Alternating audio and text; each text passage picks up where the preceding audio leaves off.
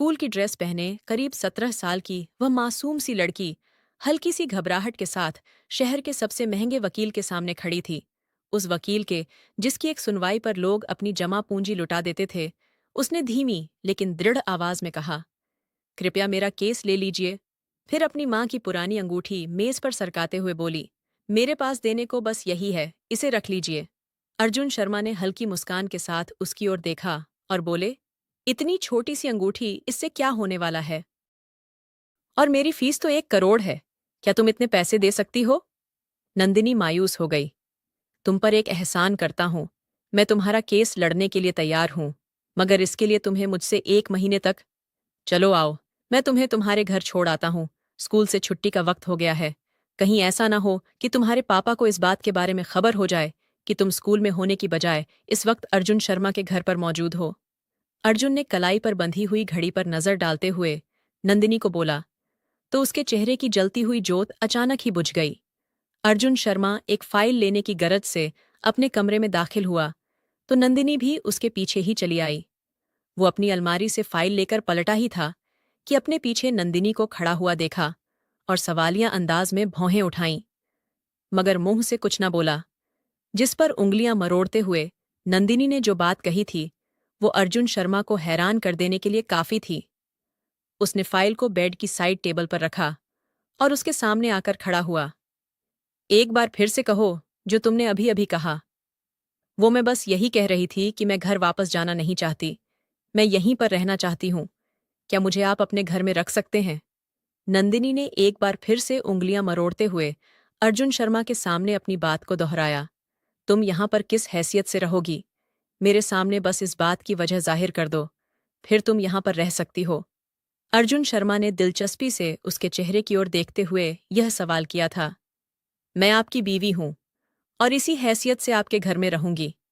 पापा भी कोई कानूनी कार्यवाही नहीं कर सकेंगे, क्योंकि अगले महीने मैं पूरे 18 की हो जाऊंगी। उसके बाद मैं बालिग हो जाऊंगी और पापा कुछ भी नहीं कर सकेंगे। प्लीज मुझे यहीं पर रहने दीजिए। आपकी श्रद्धा आंटी मुझे बहुत अच्छी लगती है। उनके साथ मुझे बहुत अपनापन महसूस होता है। नंदिनी ने अपनी तरफ से एक मुतमईन कर देने वाला जवाब अर्जुन शर्मा को सुनाया था, मगर उसकी मुस्कान और भी गहरी हो गई थी। अच्छा, ठीक है, तुम यहां पर रह सकती हो, मगर तुम्हें श्रद्धा आंटी के साथ साथ श्रद्धा आंटी के बेटे के साथ भी रहना पड़ेगा। अर्जुन ने अपनी मुस्कान दबाते हुए कहा।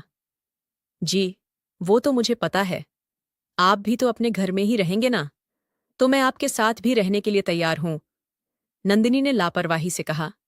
अपनी तरफ से नंदिनी ने बड़े ही पते की बात की थी। अंदाज ऐसा था जैसे अर्जुन की अक्ल पर वह अफसोस कर रही हो, और उसका यह मासूम सा अंदाज देखकर अर्जुन शर्मा खिलखिलाकर हंस दिया था। वो शख्स जिसे मुस्कुराते हुए भी सिर्फ चंद लोगों ने देखा था, आज खिलखिलाकर हंस रहा था।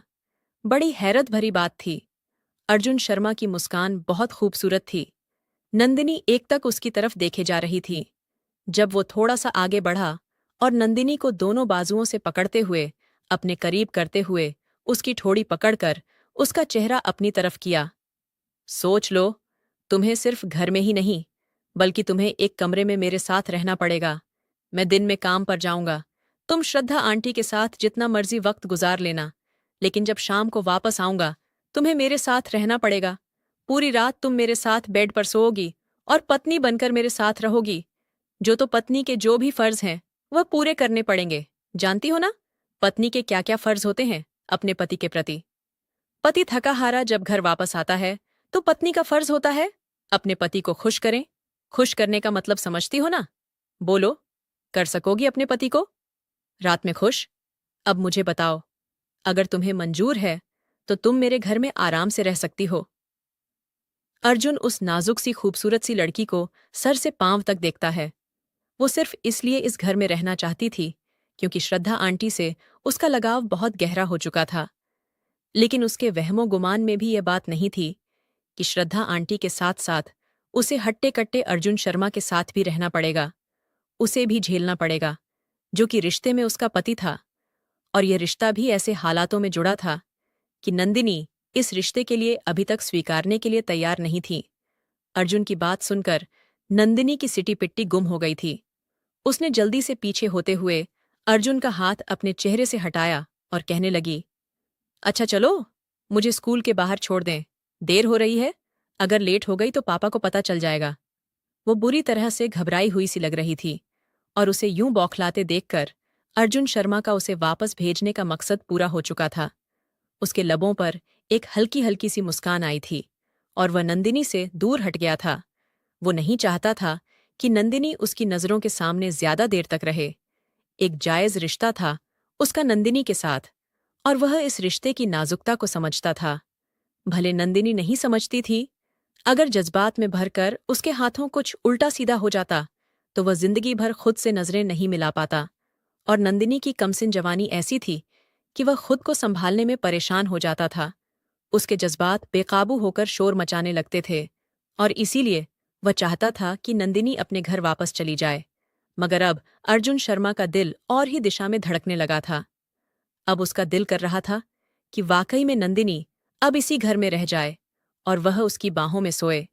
वो अपने पूरे दिन की थकान उसे अपने सीने में समेटकर उसकी खुशबुओं को अपने अंदर उतारते हुए दूर कर दे।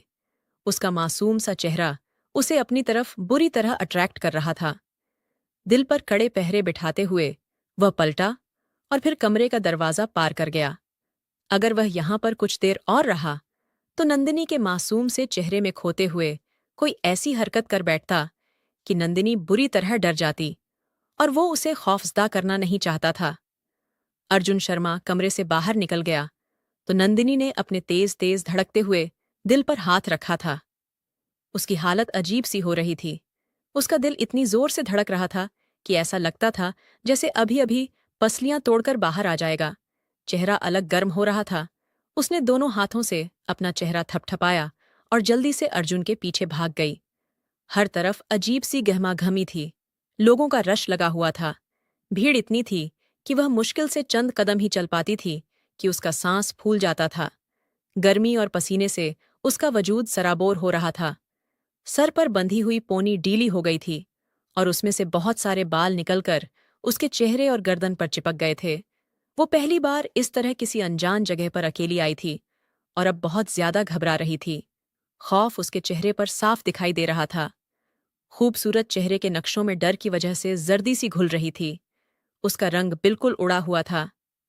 अगर किसी ने मुझे यहां पर देख लिया और पापा को बता दिया तो पापा तो मुझे जान से ही मार डालेंगे।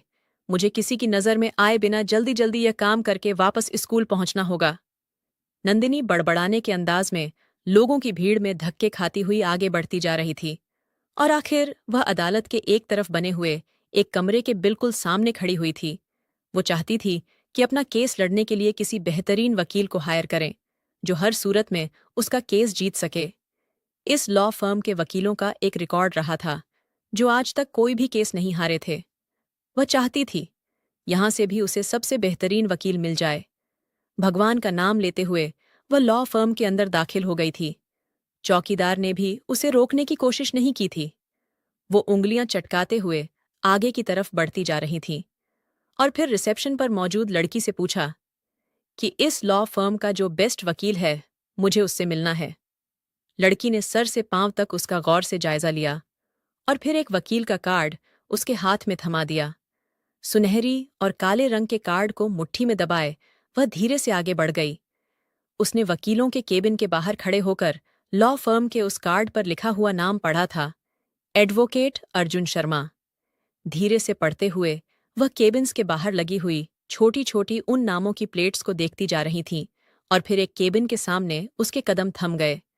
सामने ही सुनहरे शब्दों में लिखा हुआ था, एडवोकेट अर्जुन शर्मा। नजर आ रहा था साफ साफ। वह शीशे के दरवाजे पर दस्तक देती हुई केबिन के अंदर दाखिल हो जाती है। अर्जुन शर्मा, जो फाइलों में बुरी तरह उलझा हुआ था, उसने चौंक कर सर उठाया और अपने सामने खड़ी उस नाजुक सी लड़की को देखा जो मुश्किल से 17 या 18 साल की थी। स्कूल यूनिफॉर्म में थी। चेहरे पर पसीने के मारे बाल चिपके हुए थे जिन्हें बार बार वो रुमाल से साफ कर रही थी। धूप में चलकर आने की वजह से उसका चेहरा लाल हो रहा था। आंखें भी हल्की गुलाबी हो रही थीं। नाजुक सा वजूद हल्के हल्के कांप रहा था। स्कूल बैग को अपने सीने में ऐसे दबोचा था जैसे किसी सहारे को ढूंढ रही हो। अर्जुन शर्मा को अपने केबिन में इस छोटी सी लड़की को देखकर बेहद गुस्सा आया था। क्या वो ऐसे कामों के लिए फ्री था कि छोटे छोटे बच्चों को डील करता? वो गुस्से में अभी उसे अपने केबिन से बाहर निकालने ही वाला था कि कुछ सोचते हुए वह रुक गया था। लड़की के चेहरे पर बहुत ज्यादा उलझन और डर के भाव थे। पता नहीं क्यों उसे उस लड़की की हालत पर तरस आ गया और खुद को कंट्रोल करते हुए बोला, जी बोलिए, मैं आपकी क्या मदद कर सकता हूं? अर्जुन शर्मा ने बहुत ठहरे हुए लहजे में कहा था।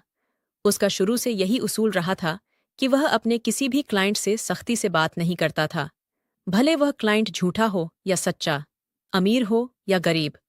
वो बहुत नरमी और ठहरे हुए लहजे में अपने क्लाइंट से बात करता था, और अगर उसे सही लगता तो उसका केस हैंडल कर लेता, वरना नरमी से माफी मांग लेता।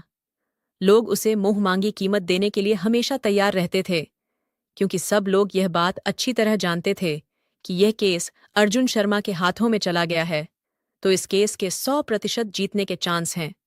हालांकि अर्जुन शर्मा अपने जानने वालों में बहुत ज्यादा अखड़ मिजाज और मगरूर मशहूर था। वो किसी को भी खातिर में नहीं लाता था। वह देश के सबसे महंगे वकीलों में से एक था, जिसकी फीस करोड़ों में थी। सामने खड़ी छोटी सी लड़की किसी भी बात से परिचित नहीं थी। वो तो बस इस शहर के बेस्ट वकील से अपना केस लड़वाना चाहती थी, ताकि जीत हर सूरत में उसका मुकद्दर बने। वो मैं एक केस के सिलसिले में आपके पास आई हूं। क्या आप मेरा केस लड़ेंगे? नंदिनी ने उंगलियां मरोड़ते हुए धीरे से कहा था, जिस पर अर्जुन शर्मा ने एक भ्रुकुटी तानकर उसकी ओर सवालिया अंदाज में देखा था। ये छोटी सी लड़की किस पर केस करना चाहती थी? क्या तुम जानती हो कि मेरा शुमार मुल्क के नामी वकीलों में होता है और मेरी फीस कितनी है? अर्जुन शर्मा के सवाल पर नंदिनी ने ना में सर हिलाते हुए कहा, नहीं, मैं नहीं जानती आपकी फीस कितनी है, मगर आप चिंता न करें, मैं आपकी सारी फीस दे दूंगी। उसकी बड़ी बड़ी काली आंखें एकदम ही खुशी के एहसास से चमकने लगी थीं। जैसे सामने बैठे आदमी ने उससे केस के बारे में बात कर ली, तो उसे लगा कि वकील करना कितना आसान काम है। केस हाथ में लेने से पहले मैं कुछ एडवांस भी लेता हूं, तो क्या तुम मुझे एडवांस दे सकोगी? न जाने क्यों अर्जुन को उस छोटी सी लड़की में अचानक दिलचस्पी सी महसूस होने लगी थी। कुर्सी की बैक से टेक लगाते हुए वो बड़ी ही गहरी नजरों से उस लड़की को सर से पांव तक गौर से देखने लगा, जबकि नंदिनी उसकी नजरों से बेखबर अपने सामने पड़ी कुर्सी पर बैठ चुकी थी। अपना बैग साइड में रखते हुए उसने अपनी उंगली में पड़ी हुई एक सोने की अंगूठी निकाली थी। अंगूठी काफी पुरानी डिजाइन की थी, लेकिन कम से कम 1 तोले की जरूर थी। उसने वह अंगूठी सामने टेबल पर अर्जुन शर्मा के सामने रख दी। आप ये अंगूठी रख लें और मेरा केस लड़िए, बाकी पेमेंट भी मैं आपको कर दूंगी। अंगूठी उतार कर देते हुए नंदिनी का दिल टुकड़ों में बट गया था। उसके चेहरे पर तकलीफ के भाव उभरने लगे थे। यह अंगूठी उसकी माँ की आखिरी निशानी थी। इस अंगूठी के अलावा उसके पास अपनी माँ की तस्वीर भी नहीं थी। जब भी मन उदास होता, अकेलेपन का एहसास होता, उसे अपनी माँ की याद आती, तो वह इस अंगूठी से बातें कर लिया करती थी और उसे ऐसा लगता कि उसकी माँ उसके सामने खड़ी है। लेकिन आज अंगूठी भी उससे दूर जा रही थी। मेरी एडवांस फीस कम से कम 50 लाख से शुरू होती है, और ये मामूली सी अंगूठी तो 50,000 की भी नहीं है। कहते हुए वकील अर्जुन शर्मा ने अंगूठी की तरफ देखा, तो उसके चेहरे के हाव भाव एकदम से बदल गए थे। वो जो इनकार करके उस लड़की को अपने केबिन से जाने का कहने वाला था, एकदम से चौंक उठा था। कांपती उंगलियों से उसने वह अंगूठी धीरे से उठाई थी और जैसे कुछ याद करने लगा। अंगूठी को मुट्ठी में दबाते हुए उसने अपने दिल की धड़कनों को संभाला था और धीरे से बोला, मुझे बताओ, तुम्हें किस पर केस करना है और कौन सी परेशानी तुम्हें यहां तक लेकर आई है? यह अंगूठी जो तुम मुझे फीस के बदले देना चाहती हो, ये किसकी है? तुम्हें कहाँ से मिली? अर्जुन शर्मा के सवाल पर नंदिनी उसे विस्तार से सारी बात बताने लगी। जैसे जैसे नंदिनी अपने केस के बारे में अर्जुन शर्मा को बताती जा रही थी, उसके चेहरे का रंग बिल्कुल ही बदलता जा रहा था। वह बिल्कुल ही शौक के आलम में था। अपनी पूरी जिंदगी जिसे तलाशते हुए उसने गुजार दी थी, वो एक दिन इस तरह से पूरी हो जाएगी, उसने कभी ख्वाबों में भी नहीं सोचा था। उसने नंदिनी का केस लड़ने के लिए हामी भर ली और कहने लगा, ठीक है, मैं तुम्हारा केस लड़ लूंगा, लेकिन मुझे यह अंगूठी नहीं चाहिए। अपना केस मुझसे लड़वाने के लिए तुम्हें मेरी एक शर्त माननी पड़ेगी। अगर तुम मेरी शर्त मानने के लिए तैयार हो तो ठीक है, मैं तुम्हारा केस लड़ूंगा और उसे जीतूंगा भी। अर्जुन शर्मा की बात पर नंदिनी दिल ही दिल में बहुत खुश हुई और कहने लगी, जी मुझे बताइए, मुझे क्या करना होगा? मैं आपकी सारी शर्तें मानने के लिए तैयार हूं। मां की अंगूठी भी बच जाती और वो केस भी लड़ लेती। इससे बड़ी बात नंदिनी के लिए और क्या हो सकती थी कि एक ऐसा वकील जो करोड़ों में फीस लेता था, वो उसका केस सिर्फ एक काम करवाने के बदले लड़ने पर तैयार हो गया था। नंदिनी ने जल्दी से इकरार में सर हिलाया था, जिस पर अर्जुन शर्मा गहरा सा मुस्कुरा दिया। मैं जो काम तुमसे कहने जा रहा हूं, ये काम आसान हरगिज भी नहीं है। जो शर्त मैं तुम्हारे सामने रखूंगा, सोच समझकर मुझे इस बात का जवाब देना। इस बारे में एक बार फिर से सोच लो। ये बात सोचकर अर्जुन शर्मा धीरे से मुस्कुरा दिया था कि उसकी जिंदगी की सबसे बड़ी बेचैनी आज दूर होने वाली थी। मैं हर मुश्किल से मुश्किल काम करने के लिए तैयार हूं सर। बस आप मेरा केस लड़ लें और इसे जीत कर दिखाएं। नाजुक और मासूम सी नंदिनी में ना जाने इतनी हिम्मत कहाँ से आ गई थी कि उसने इतनी बड़ी बात कर डाली। और फिर अर्जुन शर्मा ने जो काम उसे बताया, उसकी जान निकालने के लिए काफी था। वो हैरत से मुंह खोले, बड़ी बड़ी आंखों को फैलाकर एक तक अर्जुन शर्मा की ओर देखे जा रही थी, जो बेहद हैंडसम था, मगर उम्र में उसे कम 11 से 12 साल बड़ा होगा। उसे यूं खामोश देखकर अर्जुन के होठों से एक पल के लिए मुस्कान गायब हुई थी। तो बोलो, तुम्हें मेरी शर्त मंजूर है या नहीं? सिर्फ 1 महीने की बात है, उसके बाद तुम आजाद हो जाओगी। ये शादी सिर्फ नाम के लिए होगी, हमारे बीच पति पत्नी वाली कोई भी बात नहीं होगी। और नंदिनी हैरत से मुंह खोले अर्जुन को सुन रही थी और फिर अपने दिमाग के घोड़े दौड़ाने लगी। सौदा बुरा नहीं था। ये कौन सा मुझे सारी जिंदगी के लिए ये काम करना था? सिर्फ 1 महीने की ही तो बात है। मुझे इस काम के लिए हामी भर लेनी चाहिए। दिल ने जज्बातीपन के तमाम रिकॉर्ड तोड़ते हुए फौरन हामी भरी थी, मगर दिमाग ने इस बात को करने के लिए इनकार कर दिया और नंदिनी को यहां से खिसकने के लिए कहा था। मगर नंदिनी को इस वक्त सिर्फ और सिर्फ अपना केस दिखाई दे रहा था, जो उसे हर हाल में जीतना था। उसके यहाँ कहने पर अर्जुन की मुस्कान गहरी हुई थी। दिल में एक सुकून सा उतर गया था। नंदिनी ने बिना कुछ कहे जल्दी से मेज पर पड़ी हुई अंगूठी उठाई और अर्जुन के केबिन से बाहर निकल गई। उसका दिल जोर जोर से धड़क रहा था। जिंदगी में पहली बार किसी ऐसी सूरत हाल से उसका सामना हुआ था। इससे पहले तो वह घर के करीबी पार्क तक में अकेली नहीं गई थी। आज ही वह पहली बार जिंदगी में बाहर आई थी और आज ही उसे यह जालिम दुनिया ने अपना नया रूप दिखा दिया था। वो बहुत मुश्किल से स्कूल के गेट तक पहुंची थी। स्कूल की छुट्टी का वक्त हो चुका था और ड्राइवर उसे लेने के लिए बाहर मौजूद था। वो बिना कोई दूसरा शब्द कहे फौरन जाकर गाड़ी में बैठ गई और ड्राइवर ने गाड़ी आगे बढ़ा दी। मगर नंदिनी का दिल यह सोच सोच कर ही पसलियां तोड़कर बाहर आने को बेताब था कि अगर पापा को पता चल गया कि वह स्कूल से कहीं और गई थी, तो उसका क्या हश्र करेंगे। किसी को पता नहीं चलेगा कि मैं कहाँ गई थी, मैं टाइम से वापस आ गई हूं, और ड्राइवर अंकल को भी कुछ पता नहीं चला। वो दिल ही दिल में खुद को तसल्ली दे रही थी। नंदिनी के जाने के बाद अर्जुन धीरे से मुस्कुराया था। तमाम काम छोड़कर उसने कुर्सी की पीठ से टेक लगाई और आंखें मूंद लीं। घनी मूंछों तले मौजूद लबों पर अभी भी मुस्कान बिखरी हुई थी। आज सुबह ही वो भगवान के चरणों में जैसे क्रोधों से भरकर उसने अपनी सारी प्रार्थनाएं रख दी थीं, और आज ही उसकी सभी प्रार्थनाएं स्वीकार भी हो गई थीं। भले नंदिनी यहां से भाग गई थी, मगर वह जानता था कि वह जल्दी ही दोबारा उसके पास वापस आएगी। वो इस कदर डरी हुई थी, उसके अंदाज से साफ जाहिर था कि वह पहली बार घर से बाहर निकली है और उस तक पहुंची है। पहली बार उसने अपना मसला किसी से बयान किया है। अब उसके अलावा किसी पर भरोसा नहीं कर पाएगी और खुद वापस लौट कर आएगी। उसने गाड़ी की चाबी उठाई और घर की तरफ रवाना हो गया। अब उसे कोई और काम करने का मन नहीं हो रहा था। फिर घर के लोगों को अभी तो यह बात बतानी थी कि अब उसकी तलाश का अंत होने वाला है।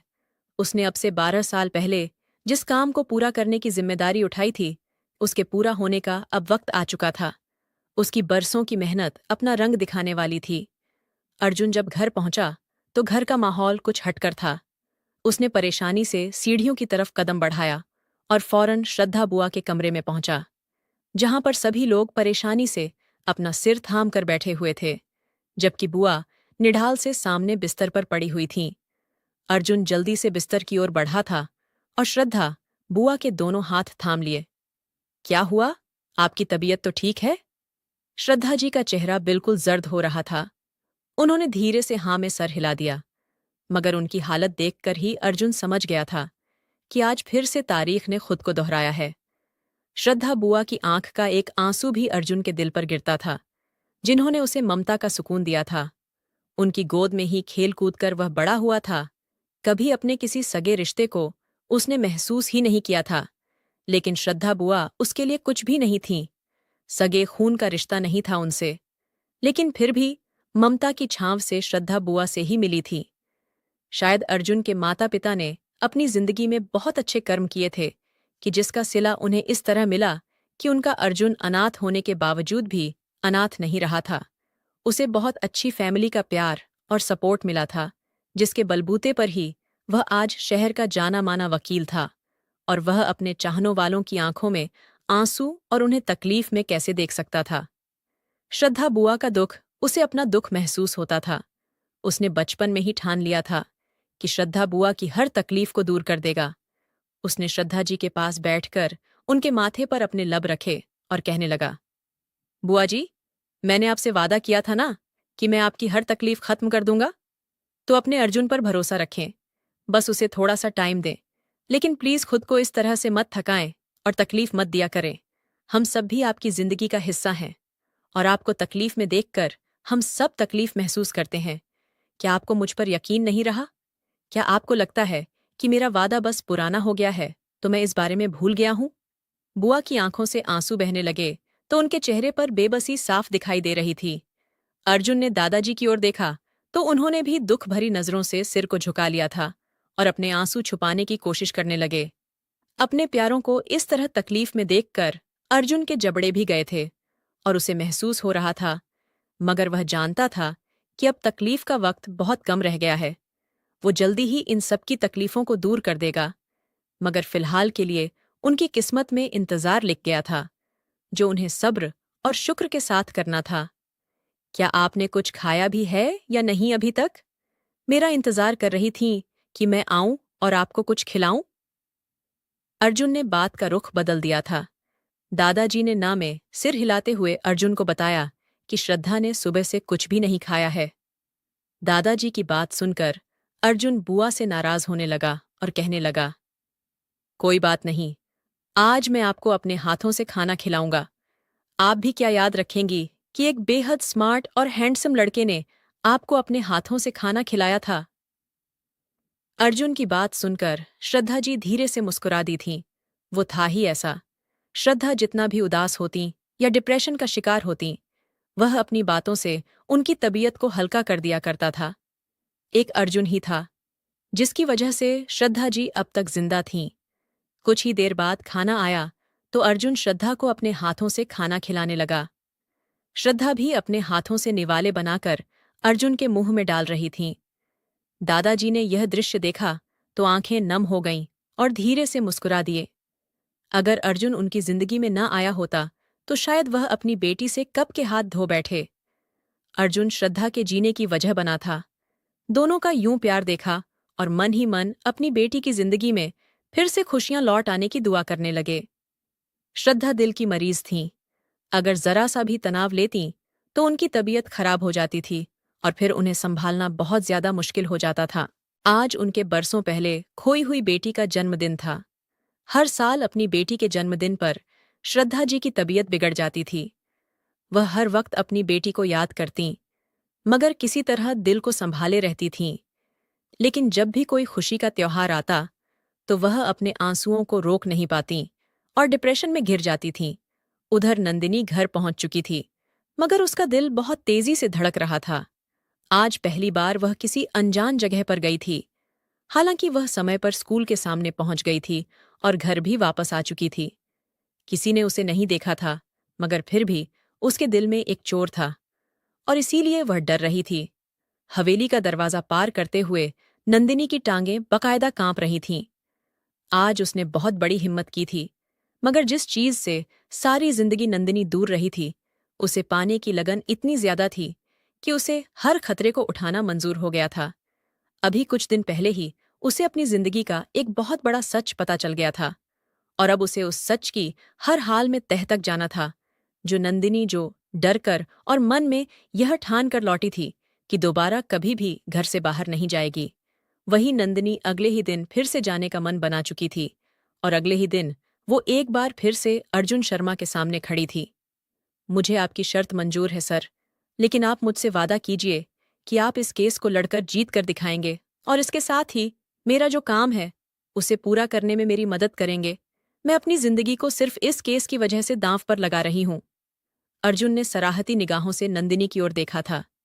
अभी कल ही वह एक डरी सहमी और मासूम सी लड़की लग रही थी, मगर आज वह जिस हिम्मत से उसके सामने खड़ी हुई थी और बहादुरी से बात कह रही थी, अर्जुन को उस पर गर्व हुआ था।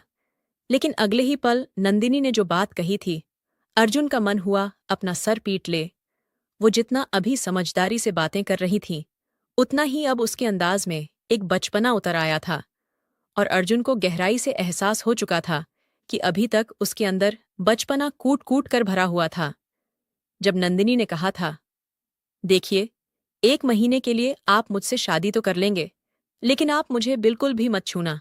मैंने सुना है जब पति अपनी पत्नी को छूता है तो बच्चा हो जाता है, और अगर बच्चा हो गया तो सबको पता चल जाएगा।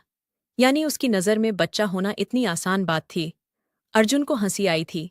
अर्जुन ने नंदिनी के सामने यही शर्त रखी थी कि अगर वह उससे 1 महीने के लिए विवाह करने को तैयार हो जाए तो वह उसका केस बिना किसी फीस के लड़ेगा और जीत कर भी दिखाएगा।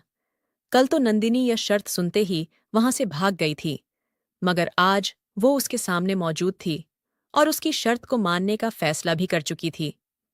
ठीक है, मुझे तुम्हारी शर्त मंजूर है, लेकिन जब एक कमरे में अकेले रहेंगे तो थोड़े बहुत जज्बात तो परेशान करेंगे ना। और फिर जज्बातों के हाथों मजबूर होकर मैं बस थोड़ा सा तुम्हें करीब करके इस दिल को सुकून दे दूं, तो ये कोई बुरी बात तो नहीं होगी ना। वो आंखों में ढेर सारी शरारत लिए उसे तंग करते हुए बोला था, और नंदिनी का चेहरा शर्म से लाल हुआ था। दिल जोरों से धड़क उठा था। डर और घबराहट के मारे हाथों की हथेलियों में नमी उतर आई थी। सामने बैठा वह भरपूर पर्सनैलिटी का मर्द उसे एक पल में ही डरा चुका था। उसका जी चाहा इनकार कर दे, क्योंकि उसकी आंखों में अब भी से जज्बात के रंग चमकने लगे थे।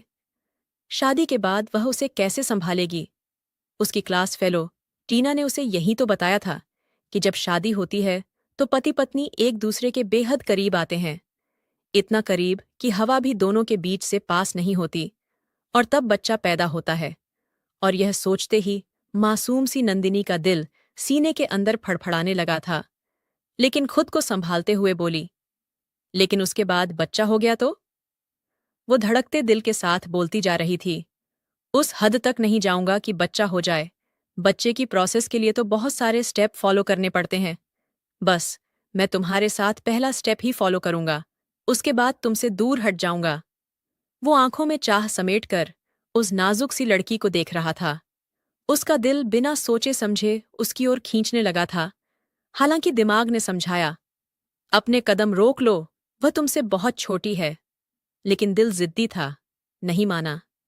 जब किसी से इश्क होता है तो वह ना उम्र का लिहाज करता है और ना जात पात का। अर्जुन के साथ भी यही हुआ था। उसे उससे पहली ही नज़र की मोहब्बत हुई थी, वह भी अपने से 12 साल छोटी लड़की से। चलो ठीक है, फिर अभी अभी कोर्ट मैरिज कर लेते हैं और मैं तुम्हारे केस पर काम करना शुरू कर देता हूं। उसकी बात सुनकर नंदिनी ने हामी में सिर हिलाया था। उसे उम्मीद नहीं थी अर्जुन इतनी जल्दी विवाह की बात कर देगा, मगर कल या परसों उसे विवाह तो करना ही था, तो फिर आज ही क्यों नहीं। नंदिनी ने हामी में सर हिलाते हुए अपने चेहरे को दुपट्टे से ढांप लिया और अर्जुन के साथ चल दी। कोर्ट थोड़ी ही दूर पर था। वहां जाकर नंदिनी और अर्जुन ने विवाह कर लिया। नंदिनी के पूरे 18 होने में 2 महीने बाकी थे। कोर्ट मैरिज करने में कुछ दिक्कतें आई थीं, लेकिन अर्जुन ने सब कुछ हैंडल कर लिया था। विवाह के बाद अर्जुन ने सवालिया निगाहों से नंदिनी की ओर देखा था, जबकि वह भी आंखों में सवाल लिए उसकी ओर देख रही थी। दोनों का एक ही सवाल था, अब आगे क्या करना है? स्कूल की छुट्टी होने में अभी काफी वक्त था, इसीलिए वह उसे अकेला नहीं छोड़ सकता था। उसने नंदिनी को अपनी कार में बैठने का इशारा किया और नंदिनी चुपचाप उसकी गाड़ी में जाकर बैठ गई। मगर उसका दिल बुरी तरह घबरा रहा था। न जाने यह उसे कहाँ लेकर जा रहा था, मगर नंदिनी का दिल कहता था कि इस इंसान पर भरोसा किया जा सकता है। नंदिनी ने कोई और सवाल नहीं किया। गाड़ी में खामोशी छाई हुई थी, लेकिन अर्जुन का दिल अब अलग अंदाज में धड़कने लगा था। गाड़ी चलाते हुए उसने एक हाथ से नंदिनी की गोद में रखा हुआ उसका हाथ अपने हाथ में ले लिया था और नंदिनी एकदम से कांप उठी थी। उसे यूं डरता देखकर अर्जुन जोर से हंस दिया था। इतना क्यों डरी हो? सिर्फ हाथ छूने से बच्चा नहीं हो जाएगा। उसकी शरारत को समझते हुए नंदिनी भी फिसियानी सी हंसी हंस पड़ी थी। इतनी बेवकूफ नहीं हूं मैं, मुझे भी पता है सिर्फ हाथ पकड़ने से बच्चा नहीं होता। अपना हाथ छुड़ाकर वह जल्दी से खिड़की से बाहर देखने लगी थी। उसका दिल भी जोरों से धड़कने लगा था। हालांकि उसे पता था यह रिश्ता सिर्फ 1 महीने के लिए है, लेकिन पता नहीं क्यों उसे रिश्ते की गहराई में ना चाहते हुए भी उतरने लगी थी। अच्छा, हाथ पकड़ने से बच्चा नहीं होता तो फिर क्या करने से होता है? अर्जुन की बात पर नंदिनी का चेहरा शर्म से लाल हुआ था। बताया तो था आपको, जब शादी के बाद पति पत्नी एक दूसरे के करीब आते हैं और फिर उसके बाद। अर्जुन ने उसे आगे बोलने के लिए उकसाया। उसके बाद? उसके बाद बच्चा? जी नहीं, सिर्फ करीब आने से बच्चा नहीं होता। जब बेहद करीब आते हैं उसके बाद भी कुछ और करना पड़ता है। बच्चा इतनी आसानी से नहीं मिल जाता। बच्चे के लिए और भी बहुत कुछ करना होता है। वो उसे तंग करने के मूड में था। अब तुमने शर्त ही ऐसी रख दी है, वरना आज की रात ही मैं तुम्हें स्टेप बाय स्टेप करके बताता कि बच्चे के लिए क्या क्या करना पड़ता है। वो उसे शरारती नजरों से देखते हुए बोला था। खबरदार, जो आपने अपना वादा तोड़ने की कोशिश की। पता नहीं क्यों नंदिनी को उसके इरादे खतरनाक लगे थे। अर्जुन कभी अपने वादों से पीछे नहीं हटा है, डोंट वरी। उसने अपना सारा ध्यान ड्राइविंग पर लगाया था और नंदिनी ने एक सुकून का सांस लिया था। जब गाड़ी एक बड़े से बंगले के सामने रुकी तो नंदिनी ने चौंक कर सिर उठाकर अर्जुन की ओर देखा था। वो आंखों ही आंखों में उसे तसल्ली देता हुआ गाड़ी से बाहर निकला और उसकी तरफ का दरवाजा खोलकर उसे भी बाहर आने को कहा और उसे लेकर बंगले के अंदर दाखिल हो गया। नंदिनी का दिल तेजी से धड़कने लगा था। शायद अब शादी के बाद की रस्म, यानी वह सुहागरात भी करने वाला था, और नंदिनी इसके लिए मानसिक रूप से बिल्कुल भी तैयार नहीं थी। मगर अब वो खुद को जाल में फंसा चुकी थी। इन्हीं ख्यालों में नंदिनी का दिल बैठा जा रहा था। नंदिनी घर के अंदर दाखिल हुई तो नौकरों ने गर्दनें घुमा घुमा कर उसकी ओर देखा था। घर में नौकरों की मौजूदगी को महसूस करके नंदिनी को कुछ राहत मिली। कम से कम वह इतने बड़े घर में अर्जुन के साथ अकेली नहीं थी। यही एहसास उसे थोड़ा मजबूत करने के लिए काफी था। अर्जुन ने सीढ़ियों की तरफ कदम बढ़ाते हुए उसे भी अपने पीछे आने का इशारा किया था। वो धीमे कदमों से उसके पीछे चलने लगी। वो उसे लेकर एक बड़े से कमरे में दाखिल हुआ था। नंदिनी एक बार फिर से घबरा गई थी, क्योंकि जितने भी नौकर थे वो तो सब नीचे थे। ऊपर का हिस्सा बिल्कुल खाली था। यहां कोई भी आवाज नहीं आ रही थी। नंदिनी कमरे में दाखिल हुई तो बुरी तरह से चौंकी। एक औरत बिस्तर पर लेटी हुई थी, जबकि एक बूढ़ा इंसान उसके सामने बैठा हुआ था। बुआ जी, ये देखिए, मैं किसे अपने साथ लाया हूं। अर्जुन की आवाज पर बिस्तर पर लेटी औरत ने आंखें खोली थीं और उठकर बैठ गईं। क्या यह सिया है? अर्जुन, तुम सिया को ढूंढ लाए हो? उस औरत ने आंखों में आंसू भरते हुए अर्जुन की तरफ देखते हुए पूछा, जिस पर अर्जुन ने धीरे से सरनामे हिला दिया। नहीं, मैं आपकी सिया को तो नहीं ढूंढ सका, मगर यह लड़की आपकी होने वाली बहू है। मैं इससे शादी करने वाला हूं। आप इसे मिल लीजिए। फिलहाल उसने कोर्ट मैरिज वाली बात छुपा ली थी।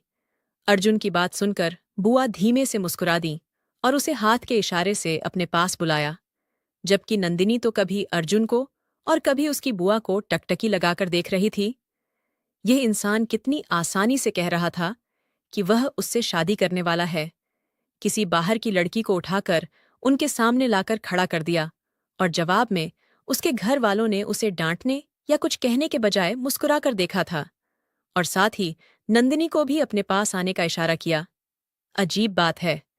और अगर मैंने कभी अपने पापा को यह बात बता दी होती कि मैंने बाहर शादी करनी है या मैंने बाहर शादी कर ली है, तो वो मुझे जान से मार देने में देर नहीं लगाएंगे। भले ही वह मुझसे बहुत प्यार करते हैं, मगर मेरी ऐसी बात सुनकर तो वह मेरी जान ले लेंगे। नंदिनी ने सोचते हुए सिहरन महसूस की, जबकि बुआ कब से इंतजार भरी नजरों से उसकी तरफ देख रही थीं कि वह उनके पास आए। अर्जुन ने उसका कंधा हिलाते हुए उसे बुआ की तरफ ध्यान दिलाया, तो सोचों को झटकते हुए वह धीरे से बुआ के पास जाकर बैठ गई और उन्हें धीरे से नमस्ते किया। फिर आगे बढ़कर उनके गले लग गई। एक सुकून सा था जो इन दोनों के वजूद में उतर गया था। नंदिनी कितनी ही देर तक उन्हें गले लगाकर आंखें मूंदे खड़ी रही। अर्जुन ने ही खांस कर दोनों को उनकी पोजीशन का एहसास दिलाया, तो श्रद्धा बुआ जल्दी से पीछे हटीं। असल में बुआ जी की अपनी बेटी से बहुत दूर है, इसीलिए बुआ किसी भी लड़की को देखकर भावुक हो जाती हैं। अर्जुन ने दोनों को उस जज्बाती माहौल से बाहर निकालने के लिए हल्के फुल्के अंदाज में कहा, यह मेरे दादाजी हैं। अर्जुन ने बैठे हुए दादाजी की तरफ इशारा किया, जो कब से चुपचाप उनकी तरफ देख रहे थे। नंदिनी उठकर दादाजी के पास गई और सिर झुकाकर उनके पैर छुए। कुछ देर बुआ के पास बैठकर बातें की। तभी अर्जुन ने घड़ी की ओर देखते हुए कहा, नंदिनी, आ जाओ, अब काफी देर हो गई है, घर चलते हैं। बुआ के साथ बैठकर बातें करते हुए उसे समय का पता ही नहीं चला था।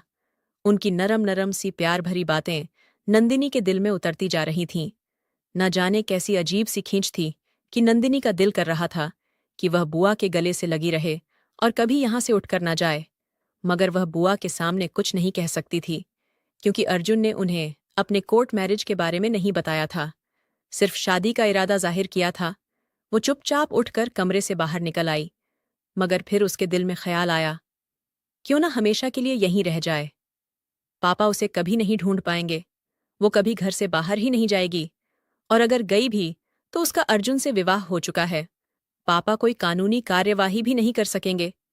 वो अपनी जिंदगी के सारे मकसद पल भर में ही भुला चुकी थी। बस यही चाहती थी कि अर्जुन की बुआ के पास रह जाए। इस बारे में जब नंदिनी ने अर्जुन से बात की तो उसने बहुत खूबसूरती से बात को टाल दिया, और नंदिनी, जो यहां रहने की जिद करने वाली थी, खुद ही जल्दी से उसे घर चलने को कहने लगी। जिस पर अर्जुन ने उसे अपनी गाड़ी में बिठाया, चुपचाप स्कूल के बाहर छोड़ दिया, जहां से कुछ समय बाद ड्राइवर नंदिनी को लेने आ गया और वह अपने घर चली गई। अपने ऑफिस में आकर नंदिनी के बारे में सोचते हुए न जाने कितनी देर तक अर्जुन मुस्कुराता रहा। फिर उसकी मुस्कान एकदम से गंभीरता में बदल गई। अब उसे गंभीरता के साथ उन तमाम बातों पर ध्यान देना था जो नंदिनी उसे बताकर गई थी, और यह देखना था कि केस में कौन कौन सी बातें छुपी हुई हैं। नंदिनी उन्हीं बातों को लेकर परेशान थी। वो अब अपनी बुआ को और तकलीफ नहीं देना चाहता था। ना चाहते हुए भी अर्जुन का दिमाग श्रद्धा के अतीत में जाकर अटक गया। श्रद्धा यूनिवर्सिटी में पढ़ती थी जब उन्हें एक गरीब से लड़के से प्रेम हो गया था। उस लड़के का नाम चेतन सिंह था। सादे कपड़े पहनता था, जूते भी आम से होते थे, मगर उसकी खूबसूरती आम नहीं थी। वो बहुत खूबसूरत था, जैसे किसी राज्य का राजकुमार हो। श्रद्धा उसके चेहरे और उसकी मासूमियत पर अपना दिल हार बैठी। भले ही उस लड़के के हुलिये से गरीबी झलकती थी, मगर श्रद्धा को वह हर हाल में कबूल था। जब श्रद्धा ने चेतन से अपने प्यार का इजहार किया तो शुरू में तो उसने इस बात को टालने की कोशिश की थी, मगर श्रद्धा की लगातार चाहत और लगन के आगे उसे झुकना पड़ा। श्रद्धा खुद भी बहुत सुंदर, समझदार और सुलझी हुई लड़की थी। उसकी लगन और सच्चाई देखकर चेतन भी उनसे प्यार करने लगा, मगर उसे अपने हालातों को लेकर हिचकिचाहट थी। वो बहुत गरीब था, जबकि श्रद्धा एक अच्छे खासे संपन्न परिवार से थी। चेतन ने श्रद्धा को साफ साफ बताया था कि इस दुनिया में उसका कोई नहीं है। वह बिल्कुल अकेला है। वह दो दो पार्ट टाइम नौकरियां करके अपनी पढ़ाई और अपनी जरूरतें पूरी करता है। वह पढ़ाई में होशियार था और ऊंची शिक्षा प्राप्त कर रहा था। जब पढ़ाई पूरी होगी तो एक अच्छी कंपनी में नौकरी मिल जाएगी और उसका जीवन स्तर एकदम से सुधर जाएगा। मगर वह श्रद्धा को आज की तारीख में एक शानदार जीवन नहीं दे सकता था। उसने यह सब कुछ श्रद्धा के सामने स्पष्ट रूप से रख दिया था, जिस पर श्रद्धा को कोई भी आपत्ति नहीं थी। उन्होंने कहा था कि वह हर हाल में चेतन सिंह के साथ जीवन बिता सकती हैं, और जब श्रद्धा ने अपने पिता को चेतन सिंह के बारे में अपनी पसंद का बताया तो राघव जी एकदम से भड़क उठे थे। उन्होंने श्रद्धा का रिश्ता किसी ऊंचे और प्रतिष्ठित परिवार में करने का मन बना रखा था। उनके कई दोस्त अपने बेटों के लिए श्रद्धा का रिश्ता मांग रहे थे और फिर उन्होंने अपने एक दोस्त के घर रिश्ता तय करने का लगभग सोच भी लिया था। श्रद्धा ने अपने पापा को मनाने की बहुत कोशिश की, मगर वह किसी भी तरह नहीं माने। तो फिर श्रद्धा ने चेतन सिंह के साथ कोर्ट मैरिज कर ली और उनके घर चली गईं। यूनिवर्सिटी से भी राघव जी चेतन सिंह के बारे में कोई ठोस जानकारी नहीं निकाल सके। उसका कोई स्थायी ठिकाना नहीं था। वो अपनी बेटी को लेकर बहुत परेशान रहने लगे, मगर इसका जिक्र किसी से नहीं कर सकते थे। इसीलिए अपने जानने वालों और रिश्तेदारों में यह बात फैला दी कि उनकी बेटी उच्च शिक्षा के लिए लंदन चली गई है और खुद गुप्त रूप से अपनी बेटी की तलाश में जुट गए। 3 साल बाद उनकी यह तलाश पूरी हुई थी, मगर श्रद्धा जिस हाल में उन्हें मिली थी, उसे देखकर उनकी आत्मा तक कांप उठी थी। वो श्रद्धा को बचाकर अपने घर ले आए और फिर उसके बाद कभी भी उसे घर से बाहर नहीं जाने दिया। राघव जी ने श्रद्धा से कई बार बहुत आग्रह किया कि वह कोई दूसरा विवाह कर ले, मगर वह किसी भी सूरत में राजी नहीं हुई थी। उसके होठों पर बस अपनी बेटी सिया का नाम रहता था। चेतन सिंह को ढूंढने की बहुत कोशिश की गई, मगर वे कहीं नहीं मिले। वक्त धीरे धीरे बीतता गया और श्रद्धा की जिंदगी के इस किस्से पर धूल जमती चली गई, मगर वह हमेशा के लिए चेतन सिंह के साथ बिताए गए उन 3 सालों में बंद होकर रह गई थी। असल में चेतन सिंह किसी गरीब परिवार से नहीं था, बल्कि एक प्रतिष्ठित और धनाढ्य घराने से था। उनका परिवार शहर के चंद गिने चुने सम्मानित घरानों में से एक था, मगर उन्हें अपनी अलग पहचान बनाने का जुनून था। वह खानदानी दौलत के सहारे अपनी पहचान नहीं बनाना चाहते थे, बल्कि अपने दम पर दुनिया में अपना मुकाम हासिल करना चाहते थे। इसी बात पर उनका अपने पिता से काफी मतभेद हुआ था। जब यह टकराव हद से बढ़ने लगा, तो वह बिना बताए घर छोड़कर दूसरे शहर एक यूनिवर्सिटी में पढ़ाई करने चले गए। साथ ही साथ पार्ट टाइम नौकरियां करके अपना खर्च चलाने लगे। इसी दौरान उन्हें श्रद्धा से प्रेम हो गया। अपनी उसी गुमनाम सी जिंदगी में उन्होंने श्रद्धा को भी शामिल कर लिया था। शादी के 1.5 साल बाद उनकी जिंदगी में सिया आई, तो दोनों की खुशी का कोई ठिकाना नहीं था। श्रद्धा ने भी अपने माता पिता और घर को हमेशा के लिए चेतन सिंह के लिए छोड़ दिया था, जबकि चेतन ने अपना नाम कमाने के लिए घर-बार, अपने माता पिता, सब कुछ छोड़ दिया था। मगर दोनों में यह फर्क था कि श्रद्धा के बारे में चेतन सिंह सब कुछ जानते थे, जबकि चेतन ने अपनी सच्चाई कभी भी श्रद्धा को नहीं बताई थी। चेतन सिंह के पिता उन्हें ढूंढते रहे और फिर एक दिन उन्हें चेतन की खबर लग ही गई। वे उसके घर पहुंचे। उन्हें सारी जानकारी मिल चुकी थी कि उसने एक लड़की से विवाह कर लिया है और उनकी एक बेटी भी है। उन्होंने गुस्से में आकर घर को आग लगवा दी और अपनी पोती सिया को वहां से बचा लिया। चेतन सिंह जब अपने घर लौटे तो सब राख में बदल चुका था। उन्हें यह बताया गया कि उनकी पत्नी आग में जलकर मर गई है, जबकि उनकी बेटी पड़ोसियों के पास थी, इसलिए उनकी बेटी बच चुकी है। यह कहानी भी चेतन के पिता ने ही गढ़ी थी और जिन पड़ोसियों को सिया को सौंपा गया था, उन्हें इसके बदले अच्छा खासा पैसा भी दिया गया था। चेतन सिंह के पास इतने संसाधन नहीं थे कि वह इन सब बातों की तह तक जा पाते। तकलीफ भरे दिन गुजरने लगे थे, जब एक दिन उनके पिता खुद उनसे मिलने आए। उन्होंने चेतन के सामने यह जाहिर किया कि वे पहली बार उसके पते पर पहुंचे हैं। इस तरह टूटे हुए चेतन सिंह को उनके पिता अपने साथ हवेली ले आए। सिया भी उनके साथ थी। अब वह भी हवेली में रहने लगी थी। श्रद्धा की मौत के बदले चेतन सिंह उनके पिता को वापस मिल गए थे। उन्हें अपने बेटे की तकलीफ बहुत भारी लगी थी, मगर वे यह सोचकर सब्र कर गए कि अगर श्रद्धा जिंदा रहती और चेतन सिंह की जिंदगी में बनी रहती, तो चेतन कभी भी वापस हवेली न आते। श्रद्धा उस घर में जलकर नहीं मरी थी, बल्कि उसी दिन उनके पिता राघव जी भी अपनी बेटी की याद में तड़पते हुए उस जगह पर पहुंच गए थे। जब जलते हुए घर में घुसने की कोशिश हो रही थी, तभी उन्होंने श्रद्धा को उठा लिया था और बहुत समझाने बुझाने के बाद अपने साथ ले गए। जब श्रद्धा कुछ दिन बाद फिर से उस जगह पर वापस गई, तो उन्हें यही बताया गया कि उनकी बेटी और पति जिंदा हैं। श्रद्धा ने चेतन सिंह को ढूंढने की बहुत कोशिश की, लेकिन उन्हें चेतन कहीं नहीं मिले। उनके पास न चेतन की असली पहचान थी और न ही उनके परिवार का कोई पता, जिससे वह उन्हें खोज पाती। इसीलिए वह रोकर चुप हो गई और इसी उम्मीद में दिन काटने लगी कि शायद किसी दिन चेतन वापस लौट आए और उन्हें उनकी बेटी लौटा दें और खुद भी उनकी जिंदगी का हिस्सा बन जाए। मगर ऐसा कुछ नहीं हुआ। इस हादसे को अभी 4 महीने भी नहीं गुजरे थे कि राघव जी जरूरी काम से दूसरे शहर जा रहे थे।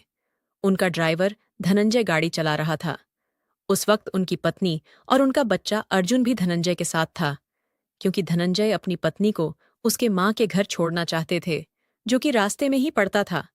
लेकिन उससे पहले ही गाड़ी का बहुत बड़ा एक्सीडेंट हुआ था। भगवान की करनी कुछ ऐसी हुई थी कि एक्सीडेंट में राघव जी और नन्हा अर्जुन बच गए थे। धनंजय और उनकी पत्नी मौके पर ही दम तोड़ चुके थे। राघव जी ने नन्हे अर्जुन को अपने सीने से लगा लिया और उसे अपनी बेटी श्रद्धा की गोद में डाल दिया। अब उनके ड्राइवर का इकलौता बेटा अर्जुन श्रद्धा की सारी ममता और प्यार का केंद्र बन गया। श्रद्धा उसे ही अपनी ममता की प्यास की भावना भरने लगी। उन्हें अपनी बेटी सिया की बहुत याद आती थी, मगर वह उसे अभी तक ढूंढ नहीं पाई थी। फिर यह जिम्मेदारी उन्होंने अर्जुन को सौंप दी, जो अब जवान हो रहा था।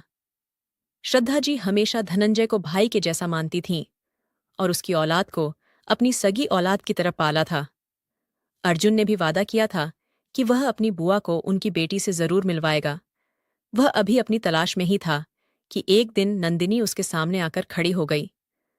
अर्जुन शायद नंदिनी को कभी न पहचान पाता अगर उसके पास श्रद्धा जी की वही अंगूठी न देखता और उसके नए नक्श भी श्रद्धा जी से ना मिलते। उसे फौरन सारा मामला समझ आ गया था, मगर वह नहीं जानता था कि अपनी इस खोज के दौरान कोई रुकावट आए। दिल्ली के मेहता वालों को पता लगता तो वह कभी भी उसे उसकी माँ से मिलने नहीं देते, और इसीलिए अर्जुन ने एक पक्का काम किया था कि उसे अपने नाम कर लिया था। उसे श्रद्धा जी के पास आने से कोई अब रोक नहीं सकता था।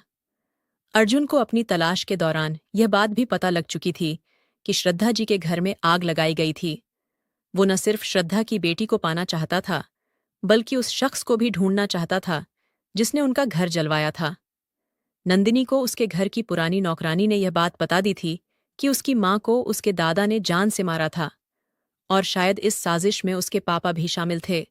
जब चेतन सिंह के घर में आग लगी थी, तब यह नौकरानी चेतन के पिता के साथ वहीं थी और सिया को आग से निकालकर अपने साथ यही लाई थी, जो अब नंदिनी बन चुकी थी। उसे अपने गुनाह पर अब बेहद पछतावा था। उसने नंदिनी को वो अंगूठी भी दे दी जो उसकी माँ की थी और श्रद्धा के घर से उठाई गई थी। वह अंगूठी दरअसल राघव जी के परिवार की पारिवारिक निशानी थी। अर्जुन ने राघव जी की फैमिली का पुराना एल्बम देखा था, जिसमें राघव जी की पत्नी भी वैसे ही अंगूठी पहने हुए थी। इसके अलावा एक तस्वीर श्रद्धा जी की भी थी, जो शायद यूनिवर्सिटी टाइम की थी। उस वक्त श्रद्धा जी की उंगली में भी वही अंगूठी थी। अपराध बोध में जड़ रही नौकरानी को अब चैन नहीं था, इसलिए उसने नंदिनी को ना सिर्फ सच्चाई बता दी, बल्कि उसकी माँ की अंगूठी भी लौटा दी थी।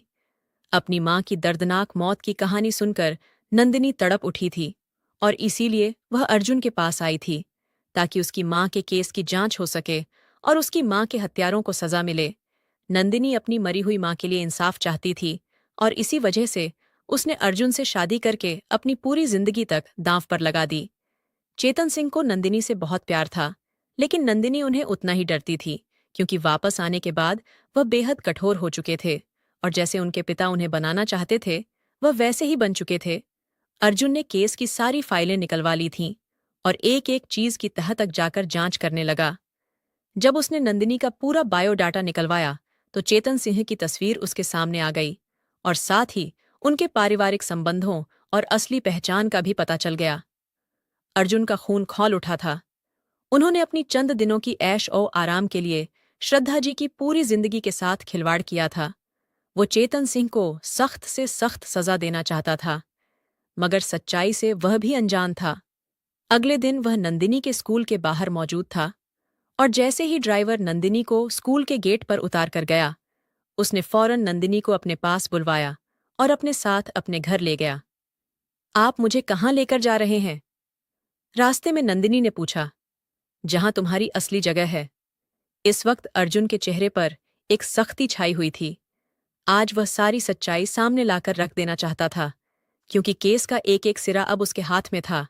गाड़ी रोकते ही उसने नंदिनी का हाथ पकड़कर उसे गाड़ी से उतारा और सीधा उसे लेकर हवेली के अंदर दाखिल हो गया। सामने हॉल में सोफे पर श्रद्धा जी बैठी हुई थीं।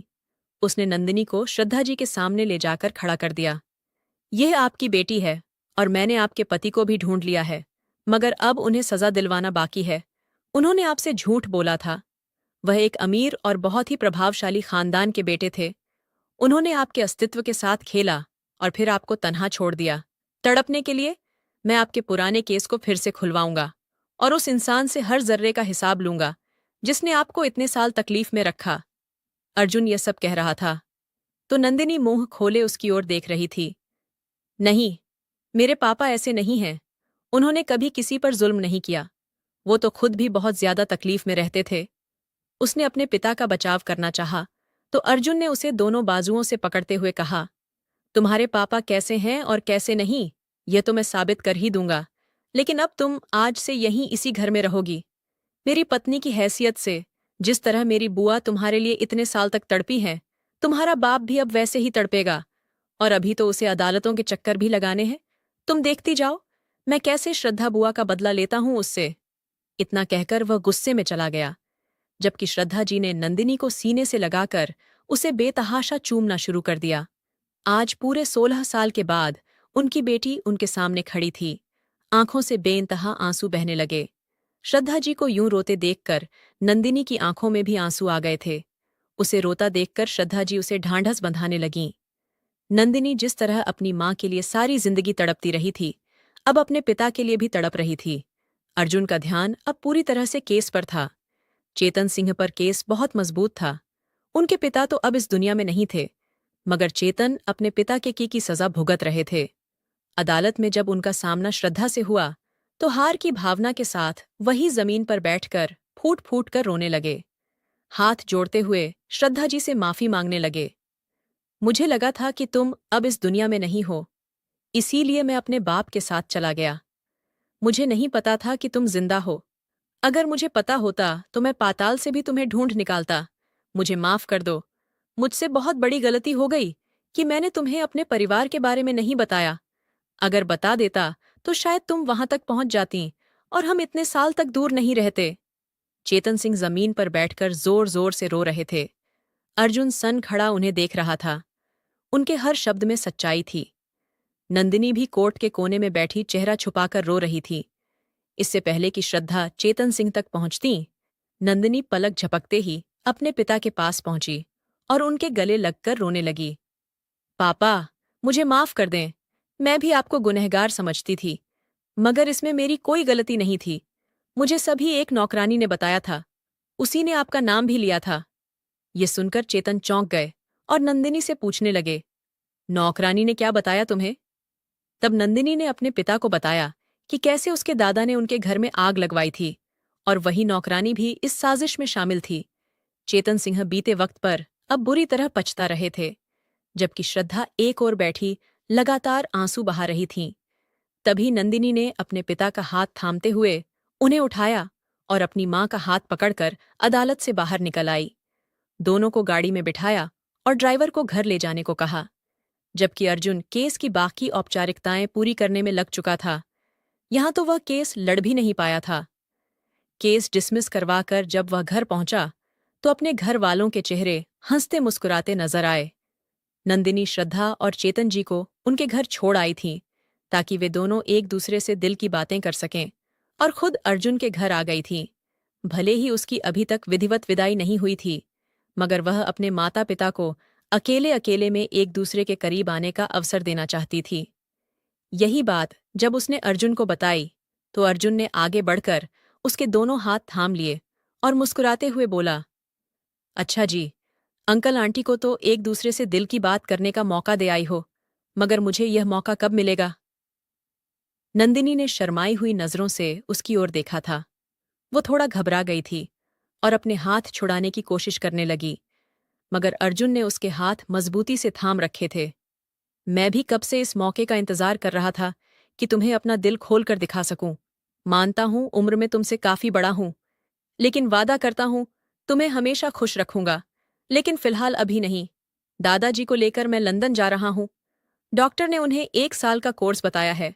दादाजी का पूरा इलाज कराकर मैं वापस आऊंगा और तब तुम्हें पूरे तरीके से अपनी दुल्हन बनाकर अपने घर लेकर आऊंगा और उम्मीद करता हूं तब तक तुम अच्छे से समझ जाओगी कि पति पत्नी का रिश्ता क्या होता है। सिर्फ छूने से बच्चा नहीं होता, उसके लिए बहुत कुछ और।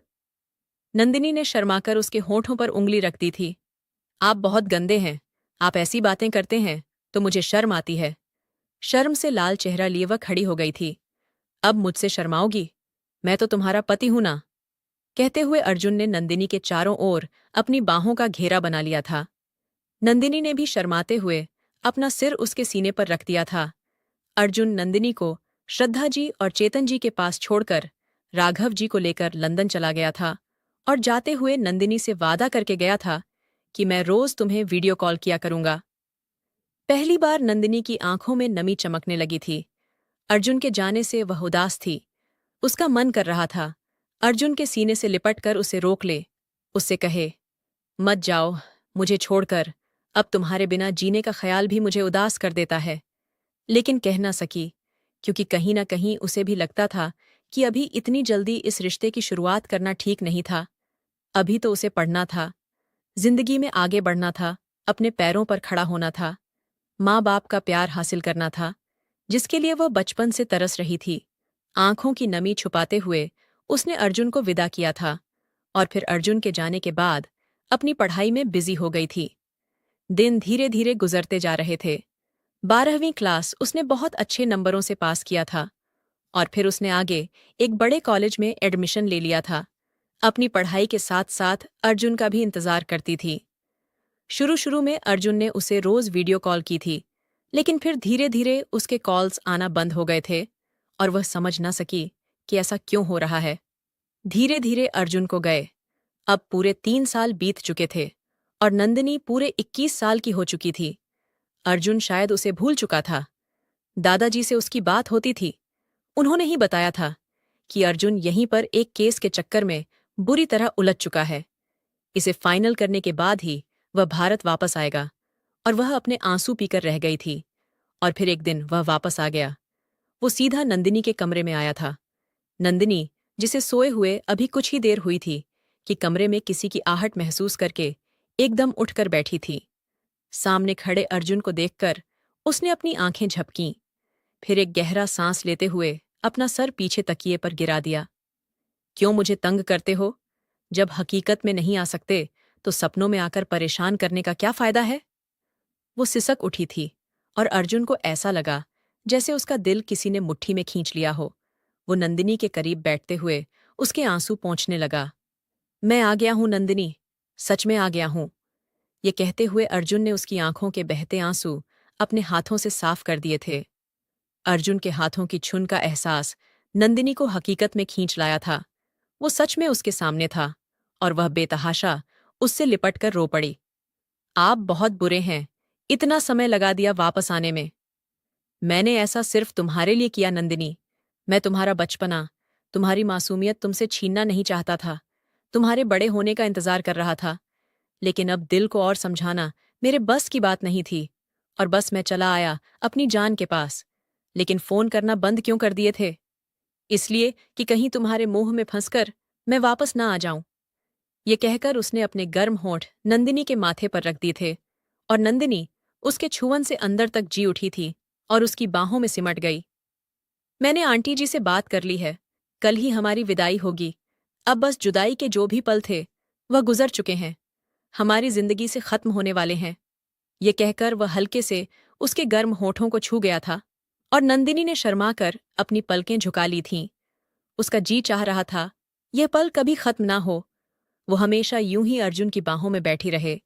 उसकी आंखों के बहते आंसू अपनी उंगलियों से अर्जुन ने साफ कर दिए थे और दोबारा से उसके नरम होठों पर एक शिद्दत से लिपट गया था। 3 सालों से खुद को संभाल कर रखा हुआ था, अब अपने सामने नंदिनी को देखकर वह खुद पर काबू नहीं कर पाया था। वह बुरी तरह उसकी सांसों को पीने लगा। जब नंदिनी ने उसके सीने पर अपनी छोटी छोटी मुट्ठियों से मुक्के मारना शुरू कर दिए थे और वो गहरी गहरी सांसें लेता हुआ उसे उससे दूर हुआ था। क्या हुआ? इतना पैनिक क्यों हो रही हो? बिलीव मी, किस करने से बच्चा नहीं होगा यार। वो हंसते हुए बोला था और नंदिनी ने शर्माकर उसके सीने में सर छुपा लिया था। मुझे पता है, बच्ची नहीं हूं मैं। और अर्जुन खिलखिलाकर हंस पड़ा था। तुम बड़ी हो जाओ, इसीलिए तो तुम्हें इतना टाइम दिया था। आई होप अब तुम सब कुछ समझ चुकी हो और मुझे सुहागरात में किसी तरह की कोई मुश्किल पेश नहीं आएगी। और नंदिनी शर्म से लाल हुई थी। बहुत ही धूमधाम से नंदिनी और अर्जुन की शादी हुई थी। श्रद्धा जी और चेतन जी ने अपने सारे अरमान पूरे किए थे। राघव जी ने भी कोई कमी नहीं छोड़ी थी। दोनों एक दूसरे को पाकर जैसे पूरे हो चुके थे। सदियों की प्यास जो एक दूसरे की संगत में ही बुझनी थी। अर्जुन नंदिनी का हाथ थामे अपने कमरे की ओर बढ़ रहा था और दुल्हन बनी नंदिनी अपने दिल की धड़कनों को संभालते हुए अपनी नई जिंदगी की शुरुआत की ओर कदम बढ़ा चुकी थी। दोस्तों, उम्मीद है ये कहानी आपके दिल को छू गई होगी। अगर आपको ये कहानी अच्छी लगी हो तो इसे लाइक करना ना भूलें। अपने दोस्तों के साथ शेयर करें और नीचे कमेंट करके अपनी राय जरूर बताएं।